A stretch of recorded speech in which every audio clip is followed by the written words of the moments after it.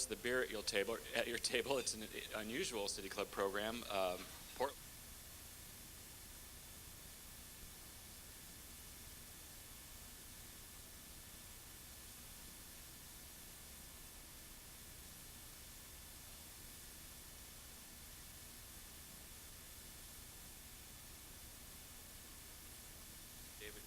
Executive Director of Restore America, and Stephen Green, a professor at Willamette University. Right now, we're conducting our annual community scan, which is asks you to respond to the club about what you think are the hot button issues facing the region today, why are they important, and what is on the horizon. Your answers to these questions will help us in choosing our programming and our research topics. There are forms on each table, and you can reply online at our website, www.pdxcityclub.org. I want to remind you that there is still room at many tables for our citizen salons. We've been getting great reviews of them, and they'll be going on through the summer.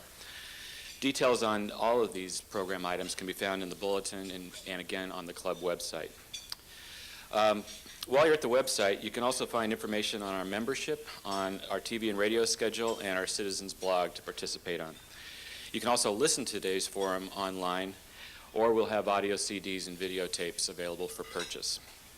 Our sponsors for this quarter are Kaiser Permanente and Nike Incorporated. Would you please join me in thanking our sponsors?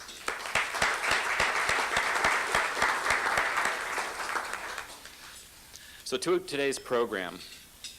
And I think back 25 years or so to what beer drinking in Portland was like then. And not that I was old enough, but close.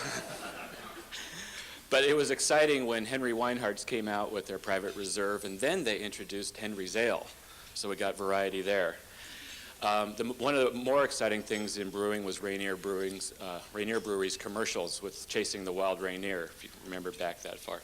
But if you wanted to try something that wasn't a lager, you really had only the options of going to the Horsebrass Pub or Produce Row to find beers from around the country or of different styles. Now Portlanders have their favorite stouts, India Pales, and extra special bitters, and old knuckleheads. I saw him here somewhere. There he is. In numerous brew pubs, big and small, more than any other city in the country, I'm told. Our craft breweries have become part of the fabric of this city and a big business. Our speakers today will discuss the development of craft brewing in Portland and its role in our community. Our speakers today are Karl Ockert. Karl moved to Oregon with his family in 1972 and first got into fermentations by making wine and beer with his mother as a youngster. It's an interesting way to grow up. He started the BridgePort brewery with the Ponzi family very soon after graduating from UC Davis. He left in 1990 to pursue other brewing avenues, which led him to work at Anheuser-Busch in Newark, New Jersey, the Nor'Wester Brewery in Portland, and to build brew pubs in Tacoma and Puyallup, Washington. He returned to Bridgeport in 1996 and has served as brewmaster and plant manager since for the last 9 years. Jim Parker is the editor-in-chief of the New Brewer and Zymurgy magazine, published by the Brewers Association. He's the former executive director of the Oregon Brewers Guild. In an 18-year beer career, he has also worked as a beer writer, pub owner, brewer, and brew pub general manager. So I'll turn it over to you, gentlemen.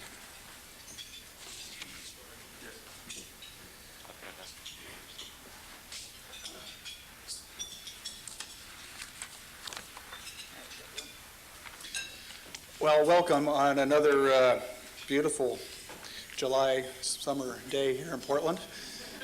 You'll be happy to know that the drought is now officially over. I heard that on the radio today, so we can brace ourselves for the rest of the beautiful summer. It's a pleasure to be here. It's an honor to be here. I've heard the City Club as I've been growing up here in the Portland area for years and years, and it's just great to actually be here speaking at it. I'd especially like to thank Patty Tillett, who invited me to come and talk to you today a couple of months ago. And it was one of your less knuckleheaded moves, I think, Patty, and hopefully I don't disappoint. But it's really, truly an honor to be here. I wanted to talk to you today about specialty brewing, craft brewing here in Oregon. This is a subject near and dear to my heart, and one that I think deserves a serious conversation. What I want to do is start with giving you a brewer's perspective of what happened with the beer scene here in Portland and Oregon in general, and then I think Jim's going to follow up with more sort of the numbers and how things actually stand out, stack up there in the real world. Just looking back again at the beer scene circa 1980, and just how did this whole craft specialty beer movement start? You have to take a kind of look at the players that were there at the time. A lot of family regional brewers like Blitz Weinhard, the Olympia Brewing Company, Rainier Brewing Company. There was the General Brewing Company in Vancouver. A lot of these all over the country, but actually the Pacific Northwest had 3 or 4 that were fairly solid companies, and they started becoming bought out and agglomerated with large brewing corporations. The names of maybe G. Heilman might sound familiar, Stroh's, Pabst, who themselves don't exist anymore. Pabst still does, but it's actually a contract beer made by a Miller Brewing Company now. They don't actually own a brewery anymore. Regional specialty beer culture declined as these brewers tried to duplicate the bland, what I would call non-confrontational beers available at the time.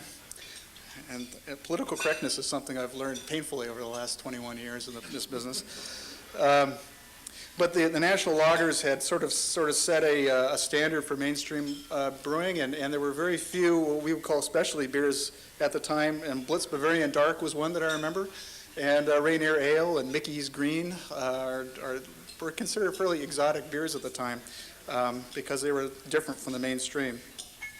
Imports at the time were exotic and they were hard to find. I think, as Doug said, you had to go to the Horse Brass or Produce Row or some other kind of way out place, and you could find Heineken, you could find Bass, something called Watney's Red Barrel, Guinness, that sort of thing. But pretty unusual to actually see those on the store shelves. But in the end, beer was getting kind of boring, and so were other foods. The white bread, the Wonder Bread kind of stuff, the corporate coffees, the macaroni and cheese in a box. That's kind of where food was going in this country, and there was beginning to be sort of a backlash against that, a wave that was backlashing against that, and beer became part of that wave. And I think wine kind of fits into that too. The bag-in-the-box jug wines were really the dominant American wines being produced, and that was starting to change. Breweries were part of that. So who are these microbrewers that started up in the early 80s, and what are their connections to the Pacific Northwest and to Oregon?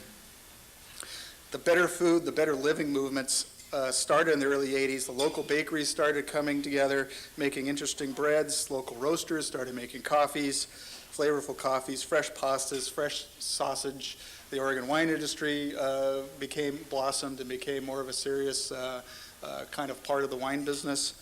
And as part of that, homebrewers especially, I think, who were hobbyists, and if you've ever talked to a homebrewer, they go way beyond hobby normally. They go into obsession pretty quickly.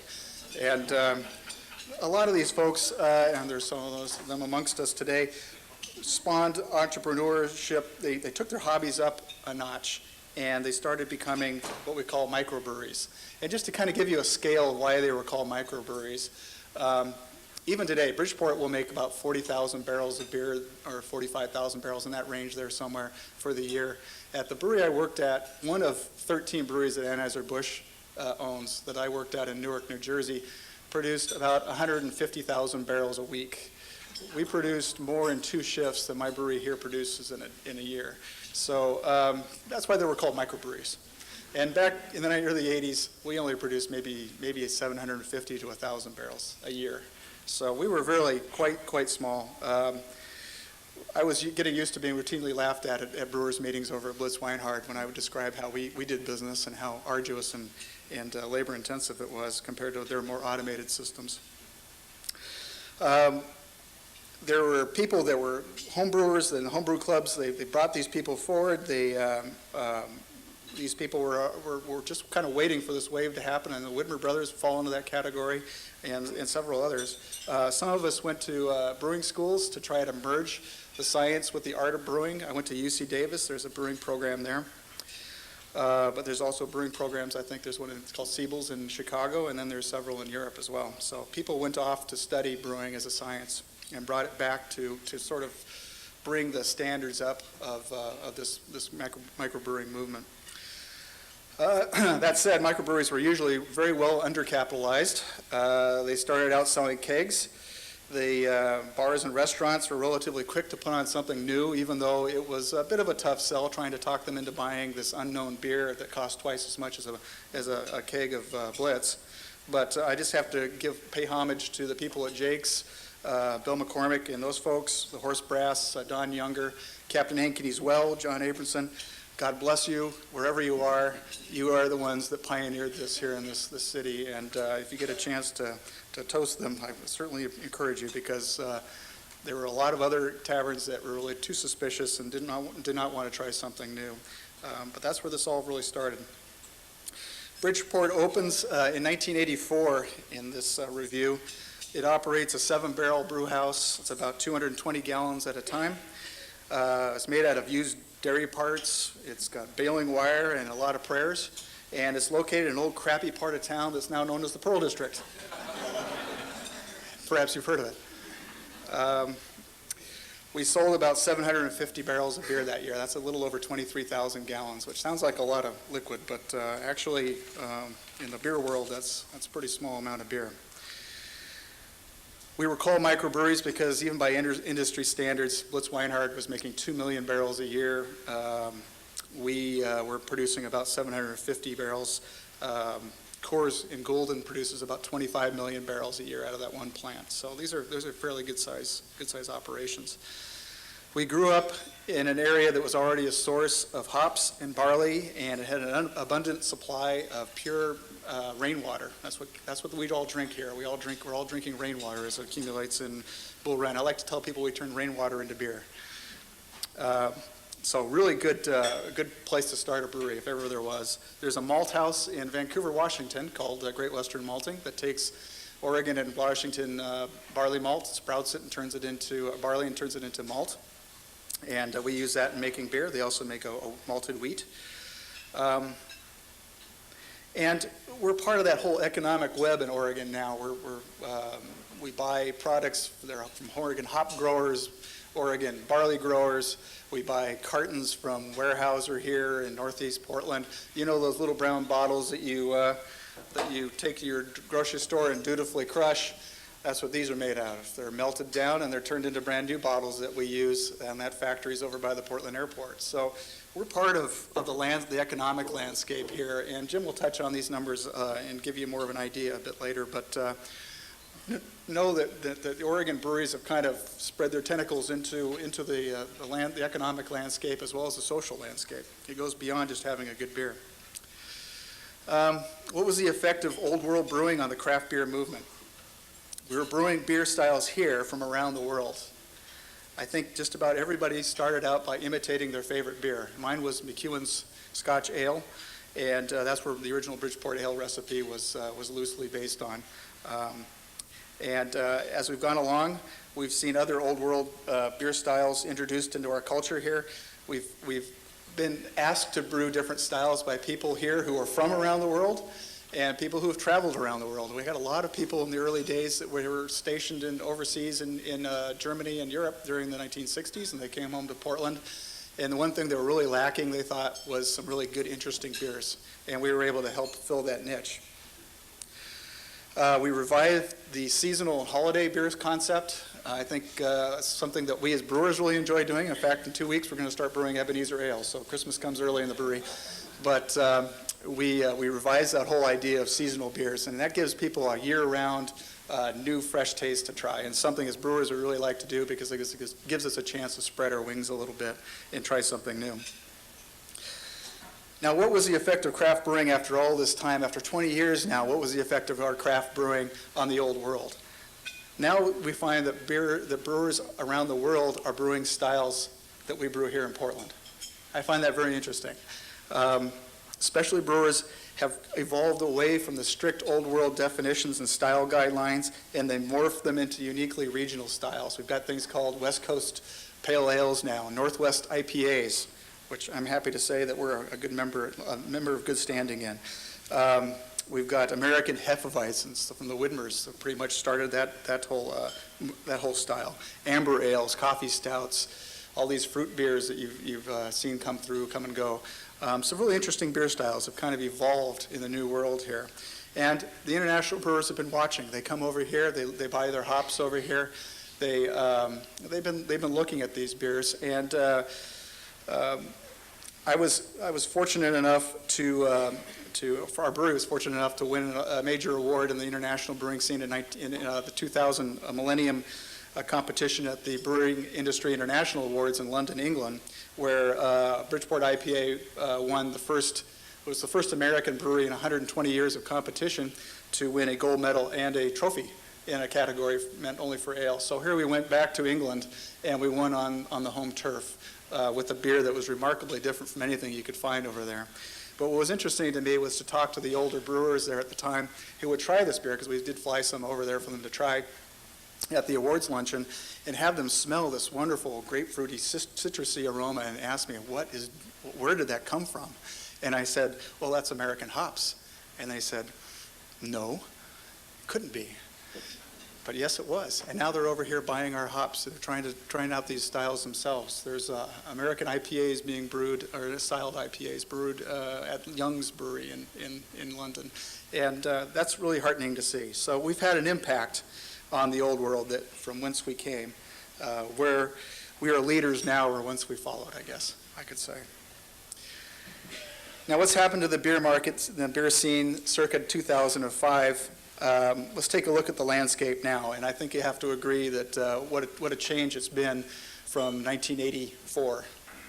In the last 21 years, I think the American beer consumer has probably got more variety than any other beer consumer on the face of this planet, and I would proudly say that Portland probably takes the lead in that category still. I don't think there's any place that has got more selection in beers than Portland, Oregon. While we've evolved from microbreweries into what we call craft brewers or specialty brewers, maybe a little more larger, a little more economically feasible, the larger breweries, the largest breweries have all continue to consolidate down to the point where there's really only 3 major breweries in the country right now. There's SAB Miller, there's Anheuser-Busch, and there's Coors. And that's about it. If you see other brands out there, they're probably made by the Miller Brewing Company. Henry Weinhard's and Rainier, Pabst, Old Milwaukee, all those other brands.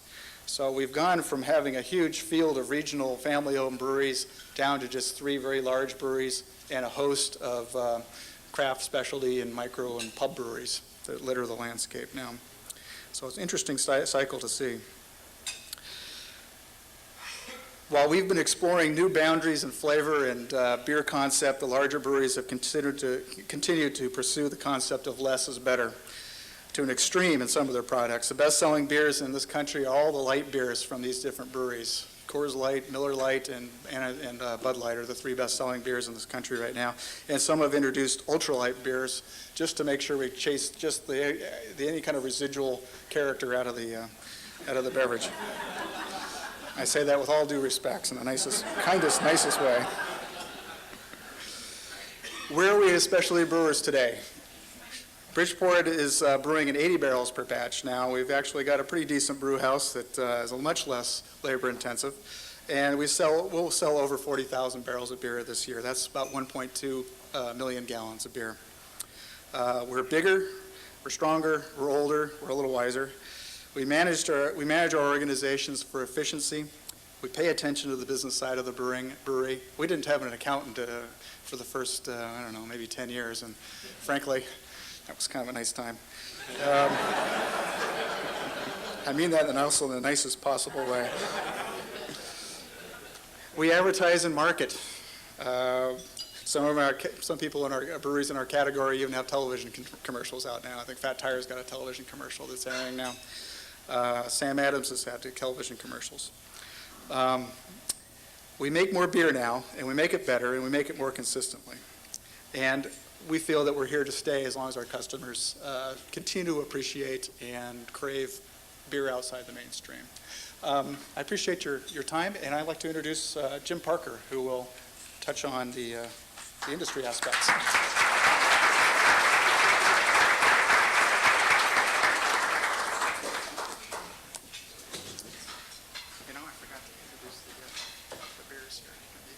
Oh, well, actually, I will do that because I have a whole lot of numbers here. And anybody who knows me, and I do see a lot of familiar and friendly faces, it's kind of nice to look out here, see Ken Johnson, who's a brewer himself, has Fearless Brewing. John Foyston, beer writer for the Oregonian. Steve Woolard, who does the Spring Beer and Wine Fest. Abe Goldman Armstrong, you might recognize his byline from the Northwest Brewing News, or his middle finger from the Willamette Week yesterday. It's good to be among such august company. But Karl did mention that he had forgotten, modest man that he is, to introduce the beers that are on your table. Since I'm familiar with each of them, I'll do the honors.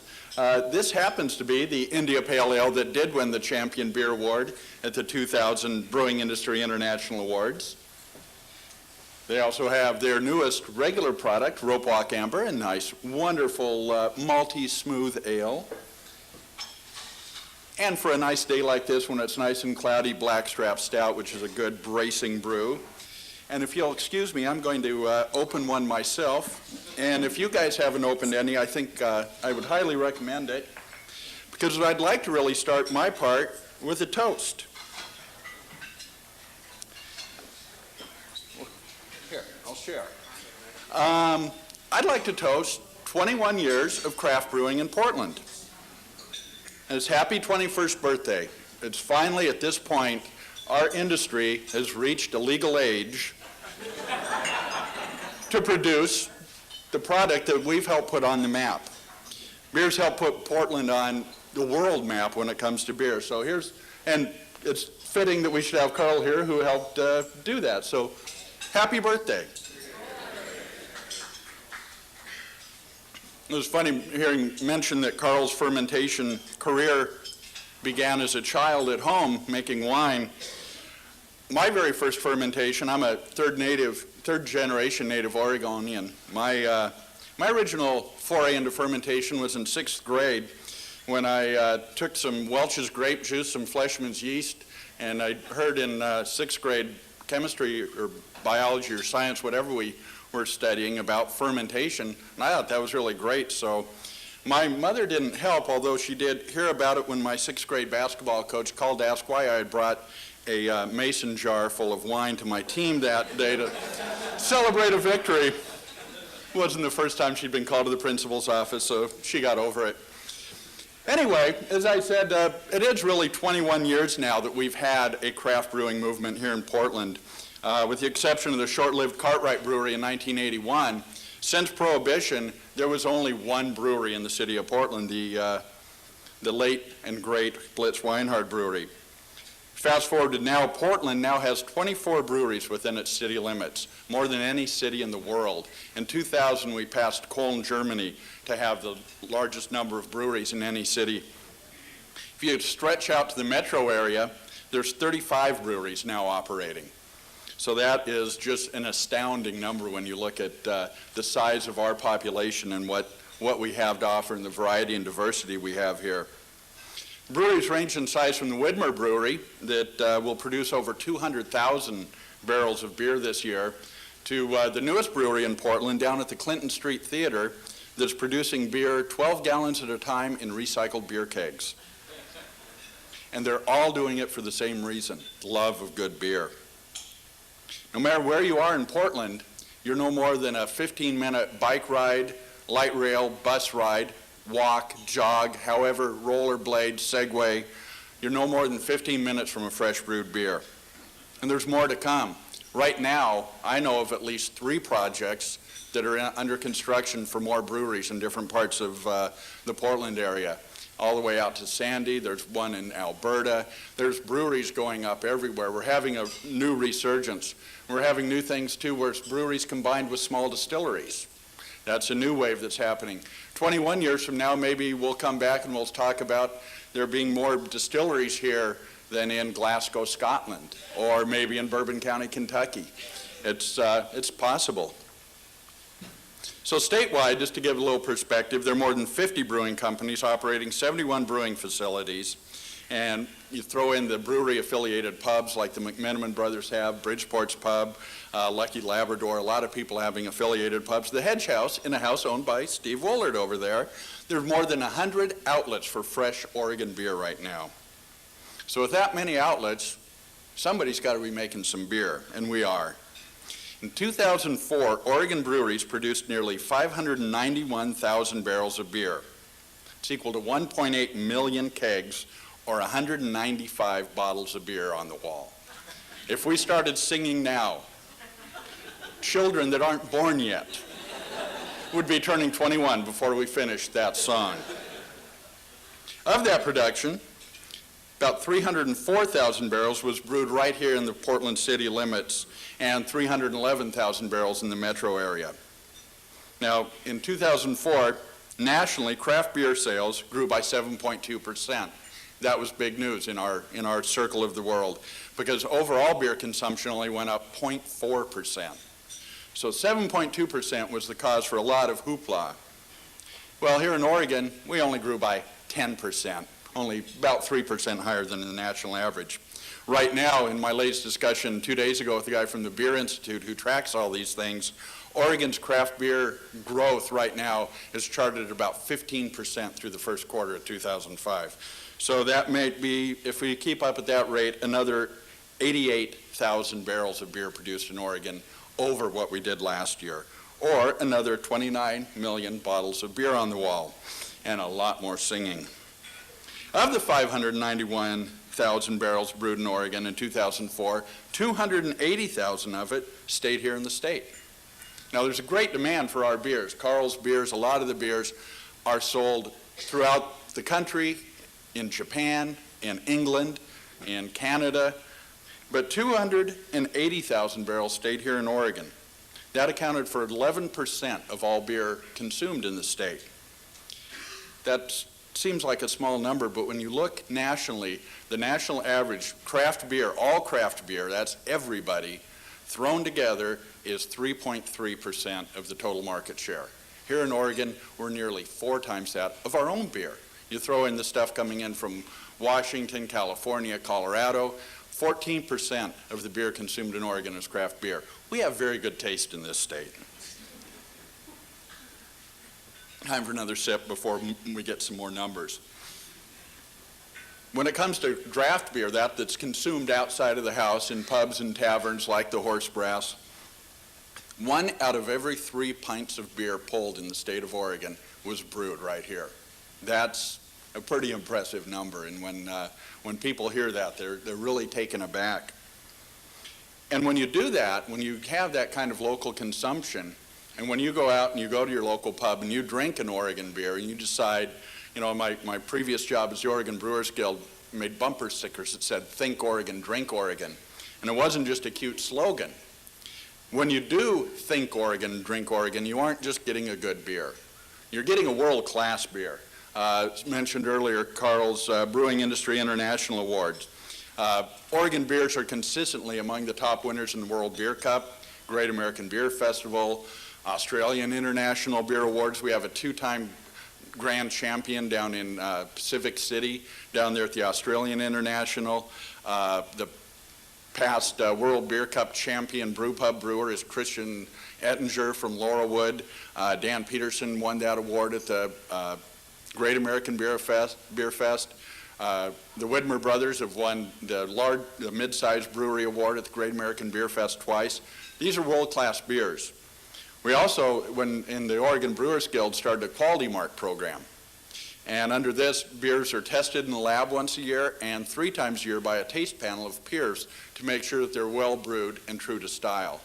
And those are the kinds of steps that we take here in Oregon to make sure that every time you ask for an Oregon beer, you're getting a world-class product. But you aren't just getting a really, really good beer. That's enough. But you're also doing a lot for the state's economy, more than you might realize. Oregon craft breweries directly employ more than 3,000 Oregonians, many at family wage jobs. Oregon brewers use Oregon hops. We're second in the nation in hop production. Oregon-grown barley, a lot of that they're malting up there at Great Western, comes out of the eastern part of the state. using Oregon wheat, Oregon berries, we're using Oregon hazelnuts, all sorts of Oregon agricultural products. A lot of the Oregon breweries are using yeast that comes from one of the biggest yeast banks in the country, Y-Yeast Labs. It's on the slopes of Mount Hood. We're using local water. We're using bottles, as Karl said, that are recycled right here in Portland. We're putting labels on there designed by local artists, printed in local print shops. We're using boxes made locally. We're employing people locally to wholesale retail and serve that beer. There's an interesting side note when even our waste from the brewing process, the spent grain, that goes to feed cows. And it's one of the best cow feeds you can find. I'm not sure where yours goes, but yeah.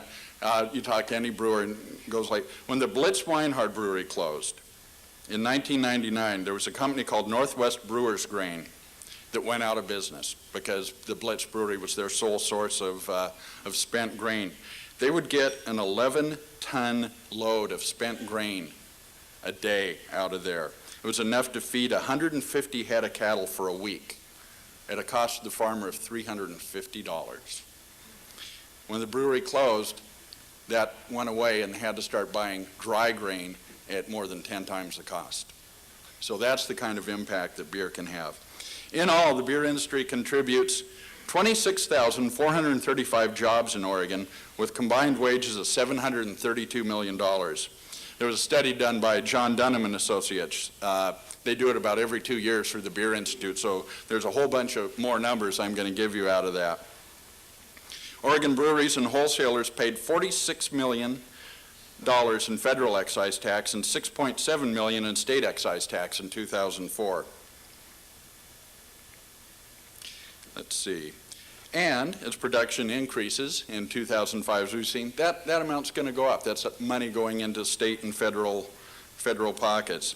Total beer industry economic impact in Oregon in 2004 was $2.2 billion, up from $1.6 billion last time they did that study in 2001. So who's drinking all this beer? Well, another study done in 2001, yeah, Abe is, and Catherine over there, and I see a lot of other people in here drinking the beer. It's interesting to look at the demographics of the craft beer drinker, and the magazine that I edit, we commissioned a study by a gentleman named John P. Robinson of the University of Maryland. The average craft brewer has a family income of $54,000 a year. That's higher than the average income of non-drinkers and the average income of those fizzy yellow belch propellants that most of the people drink.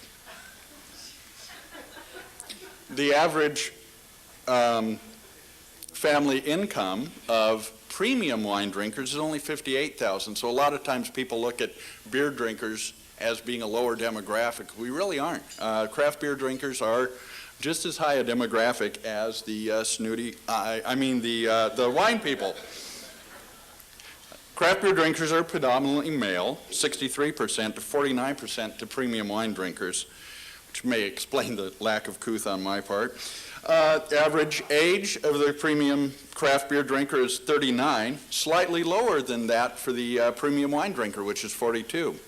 56% of craft beer drinkers are married, 36% have children.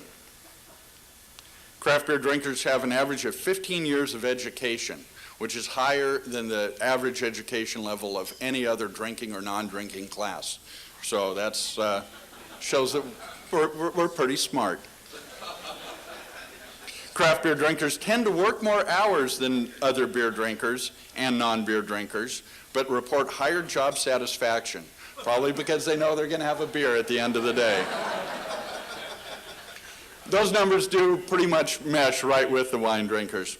Craft beer drinkers and premium wine drinkers also spend 2 to 3 times as much time doing email and on the internet, which is how they all find out about what beers are where and where they can go get them.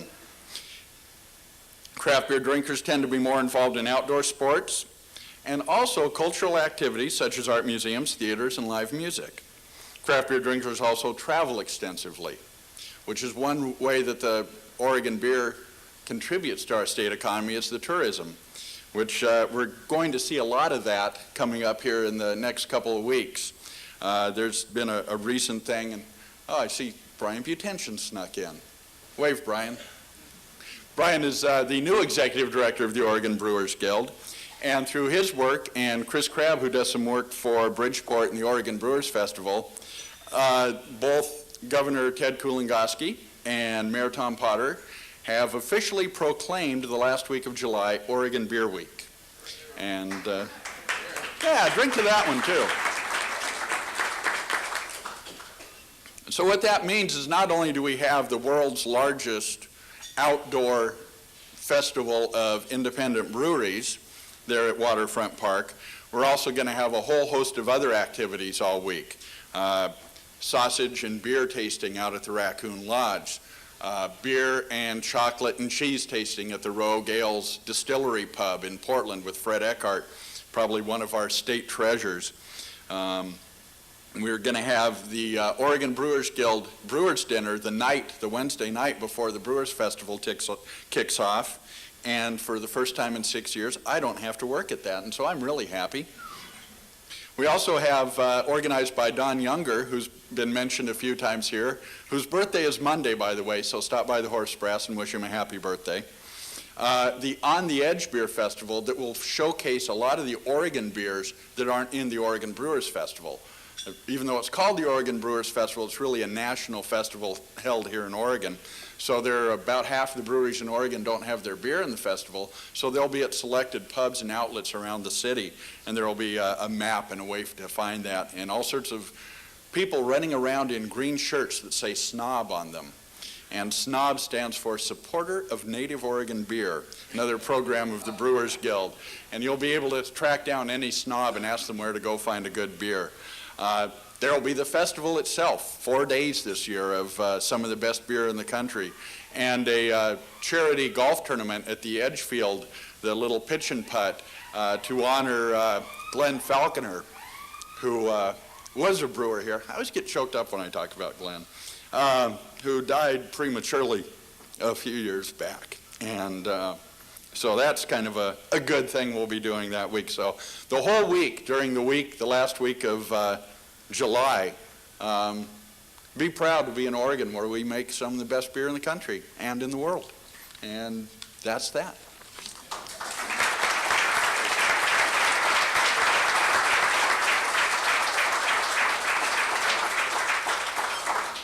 We'll now open the program to questions from the floor. There's 2 microphones here, so if you begin lining up. The first question will come from Carla Kelley, member of the City Club Board and chair of our program committee. Carla is general counsel of the Port of Portland.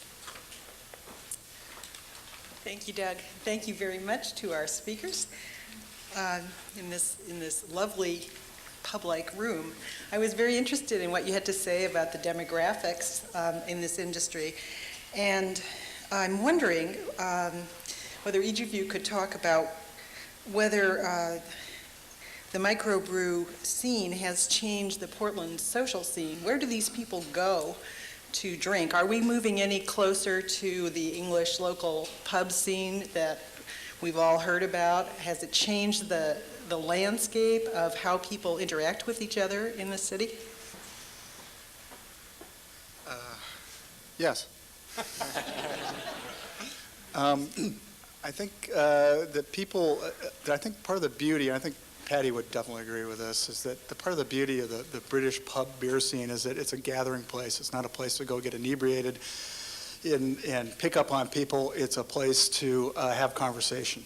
And if you've traveled in Britain, you know what I mean. You go to the neighborhood pub, and this is where people go, and their kids go in there, and they just have a good time. This is where you meet your friends after work, and you have a good time just talking about things. And one thing that we saw with the BridgePort Brewery, and I see in other breweries too, is no need for a television set or a pinball machine.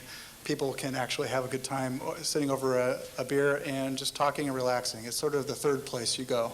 There's home, there's work, and then there's the third place, and that's the pub. And hopefully we'll see that continue on. And I think Oregon has got that kind of culture. It's got that relaxed culture, so it knits in quite nicely. Yeah, what he said. No, it is. It's very much, you go into any place and you'll find that's where neighbors go to meet. I've recently started bartending again, and everybody said I'd end up behind bars, and they were right.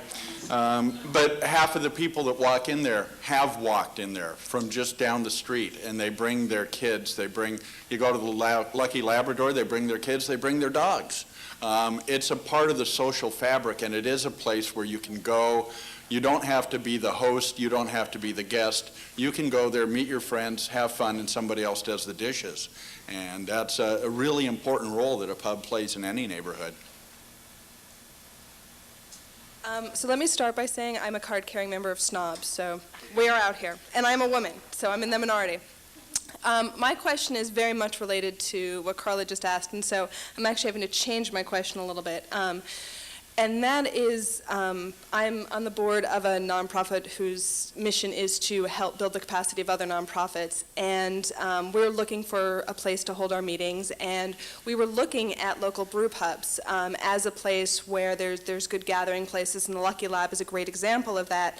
But we also, in course of conversation, realized that there actually has been a shift away from that sort of big group gathering place into sort of smaller individual neighbors getting together.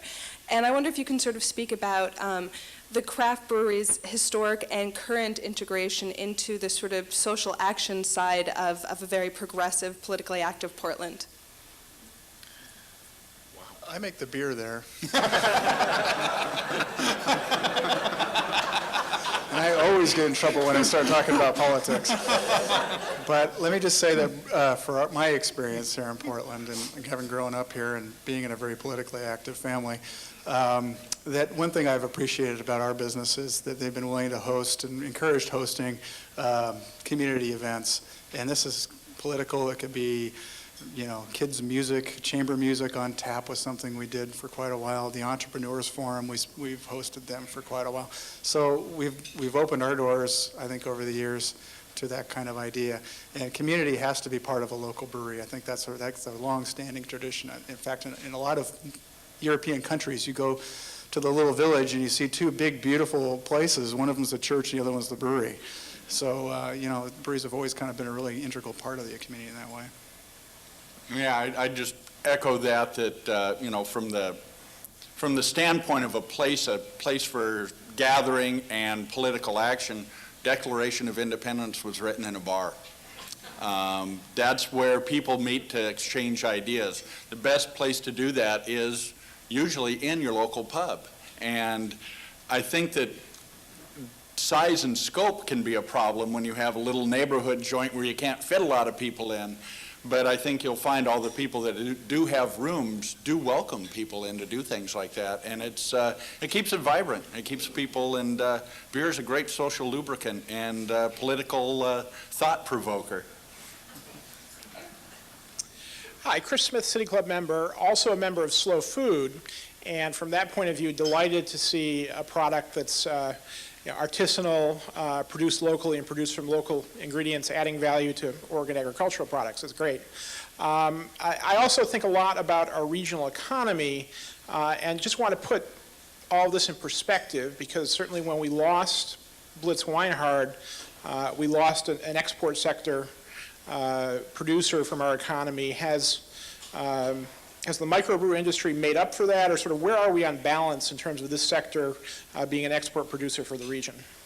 Well, by scale, no. The Blitz Brewery had a capacity of 2 million barrels a year. We'll most likely top 600,000 barrels this year produced in Oregon.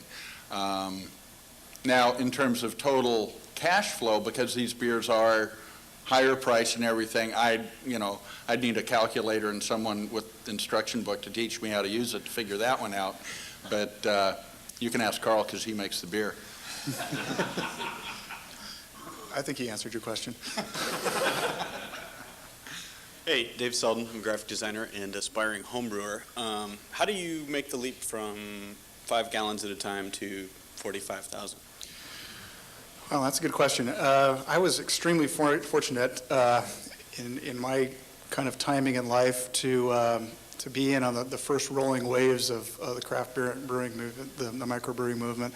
I was a very interested, passionate home brewer, and as my wife will attest, I had my fair share of spillovers on the stove and burnt wort going all over the living room and all that stuff. And that's why I had to get into brewing, because I got banished from the house. There was no place else to brew. But, I think I'm a big advocate of going and getting education and learning the science behind the craft and knowing why you're doing things instead of just how you're doing them.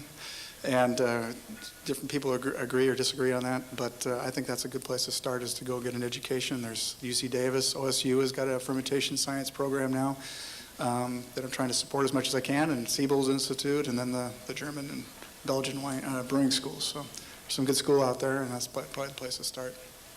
The other way is also, there are a lot of people that make the leap from, brewing in converted kegs to cleaning them at their local brew pub, and work their way up working under a brewer if they can't afford the school route.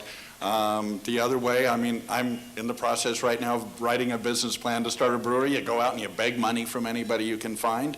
There's a long-standing saying that there's one sure way to make a small fortune in the brewing industry.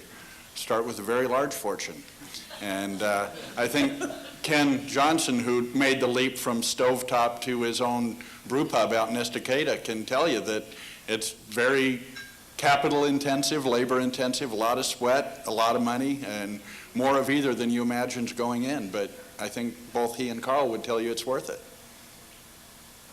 Hi, Jules Coble-Bailey, City Club member, beer drinker, and probably a future bureaucrat. And I'm curious about the potential for growth in the industry as you see it, especially in the face of what I can only assume are challenges in distribution, challenges in shelf space, challenges in grocery and retail consolidation. How do you manage those challenges? Is the industry going to grow? And what's the role of both your business and public policy in helping that happen? Well, what do we have, 14% of the market? So there's another 86% out there. Actually, that's a good question. One thing we've also seen, along with the consolidation of the breweries in this country, is the consolidation of distribution. And when I started brewing with BridgePort in 1984, I believe there were about a dozen beer distributors in this state, or in this area, sorry. Now there's 3, really, and 2 of them are brothers. So, distribution is key to the success of most businesses. If you're producing something, you got to get it on the shelves or nobody can buy it.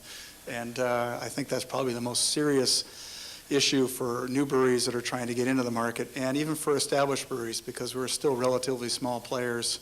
We're the largest selling craft specialty brewery out of Mount Hood Beverage, but we're still a very small piece of their portfolio. So getting their attention, even once you're in, is very difficult. And I'd say that's probably the biggest problem.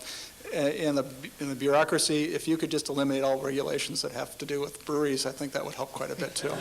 So when you get there, give me a call, okay? The access to market, my job with the magazines, I work for the Brewers Association, which is the national trade association for independent brewers.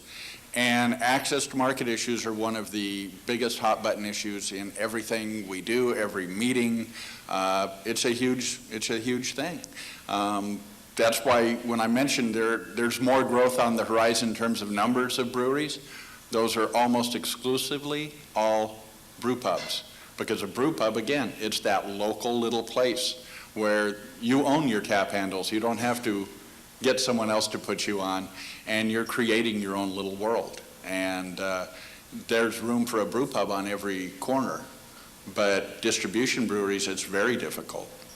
And then you have to have the pub owners like the Don Youngers and the Produce Row and the people like that are going to take a chance on a product. And it's a tough road. Kurt Wavering, member. I don't intend to rain on your parade, but anyone who works or looks in the social service area knows that alcoholism is a devastating national and local problem too. So my question to you really is, what is your industry doing to promote responsible drinking? Well, I grew up in a European family. My mother was Czech. And when I was growing up, I was allowed to have a little beer, a sip of wine at the dinner table. and didn't go much beyond that. But I learned that really there's no magic involved with beer and wine. It's not this taboo sort of thing. And I'm afraid in this country we do treat it that way.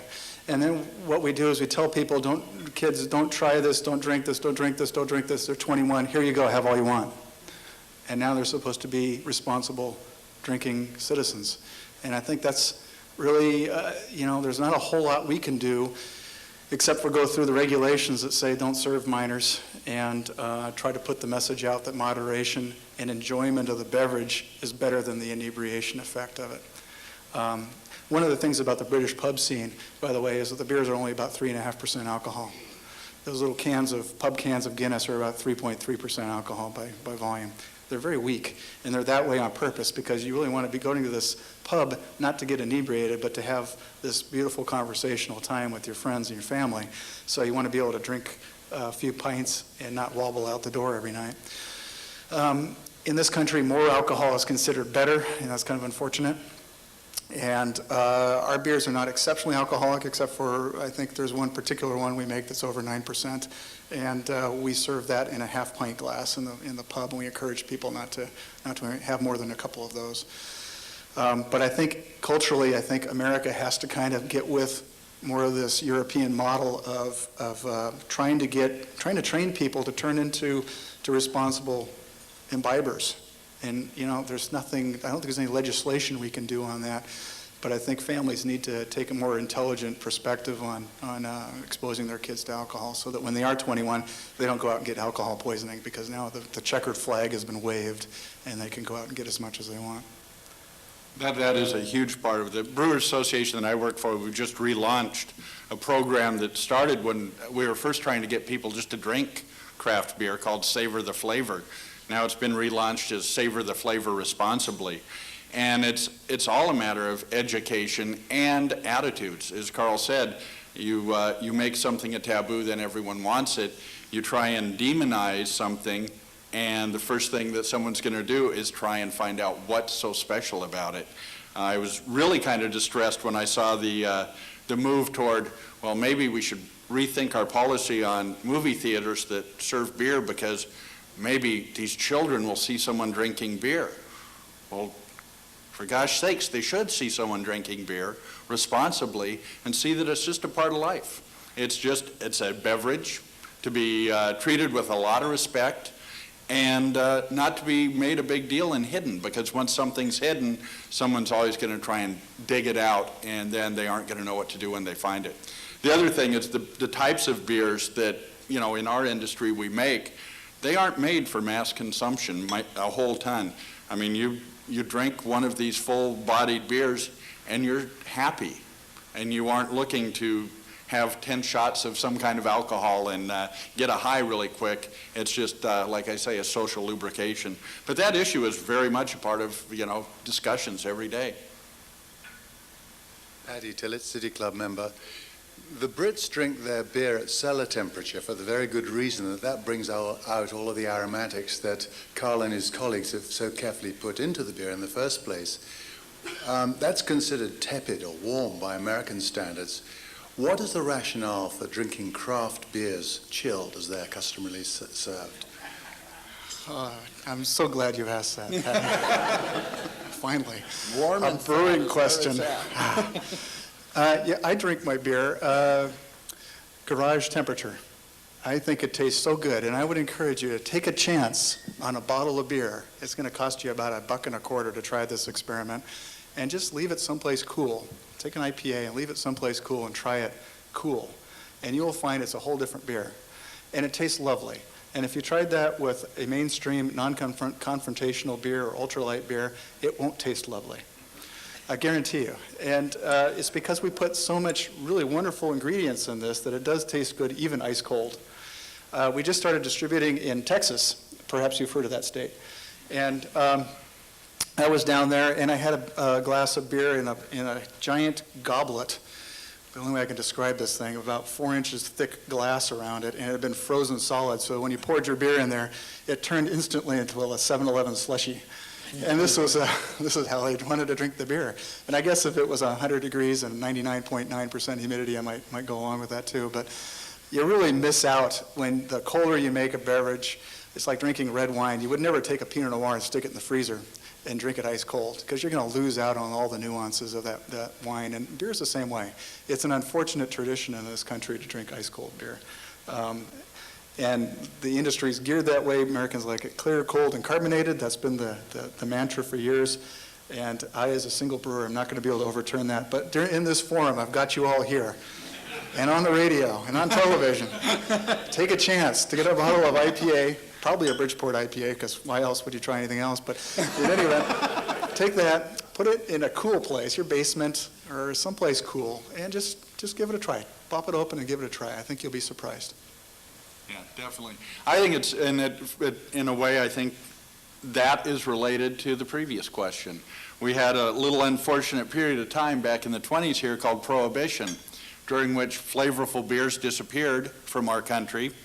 And then we had refrigerated trucking come on and consolidation. And all of a sudden now you've got all this same bland, cold stuff that you have to drink cold so that you can't taste it. And then it's, well, it doesn't taste that good, but maybe if we put a bunch of jiggly girls and talking dogs on the TV, people will drink a lot of it. And that's what this whole, the craft beer movement has been kind of a revolution against not only flavorless beer, but, stupid consumption. You talk to any craft brewer, and they aren't out there saying, hey, drink 10 shots of my stuff, and you'll get all the girls. It's taste. It's all about taste and not about marketing. We don't get as many girls that way. But I think it's a safer way to be. My name is Press, Dr. Ed Press, City Club member. This question is related directly to one previous ones about alcoholism, and I'm not directly concerned with that because if you want alcohol, you can get it in Scotch, bourbon, and a lot of things all the way from 80 or 40 or 50% alcohol down to a small amount.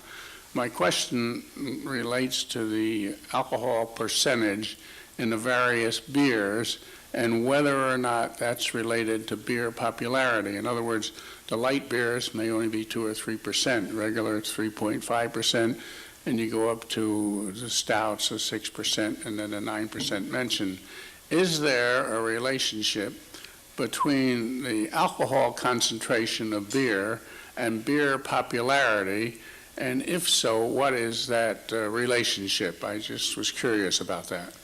One thing that happens as you increase the alcohol in beer, you increase the body and the flavor. And so more flavorful beer, higher alcohol beer will tend to carry flavor more effectively. It'll be able to handle more hopping. It'll handle more malts. It'll be a bigger, more tasty beer, especially in ice cold temperatures. So we almost have to kind of come to that. To take a British bitter at 3.5% alcohol and take it down to 32 degrees Fahrenheit and serve it, it wouldn't taste like much. So that's part of what happens in that whole relationship there. Thank you.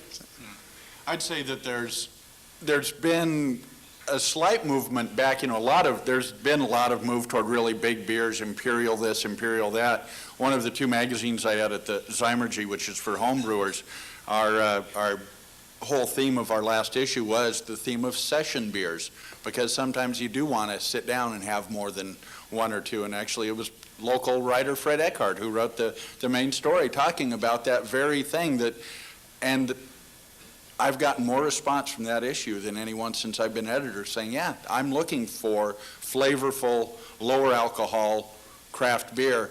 And I think you'll find a balance. And it's different beers for different occasions. There's times when it's time to sit home in front of the fire when nothing but an old knucklehead will do.